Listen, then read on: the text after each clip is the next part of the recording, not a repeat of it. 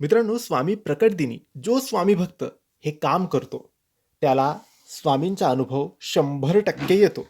आता कोणतं काम आहे? आपण ते काम आजच्या या व्हिडिओमध्ये जाणून घेऊया.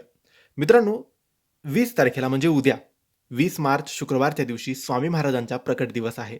आपल्या सगळ्यांसाठी हा दिवस खूप विशेष, खूप खास असतो. आपण या दिवशी स्वामींच्या मठात, स्वामींच्या केंद्रात जाऊन स्वामींचं दर्शन तर घ्यावंच.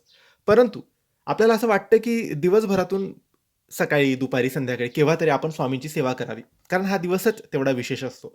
तर कोणती सेवा करावी? तर मित्रांनो, या दिवशी तुम्हाला काही नाही जमलं, तुम्हाला माहीत नसेल की काय करावं, तुम्ही फक्त एक पारायण करा स्वामी चरित्र सारामृताचे. बस बाकी दुसरं काहीच नका करू. स्वामी चरित्र सारामृतामध्ये स्वामींचं संपूर्ण वर्णन आहे, पहिल्यापासून शेवटपर्यंत. तर हे संपूर्ण पारायण एका दिवसात तुम्हाला करायचं आहे. यामध्ये एकूण 21 अध्याय असतात.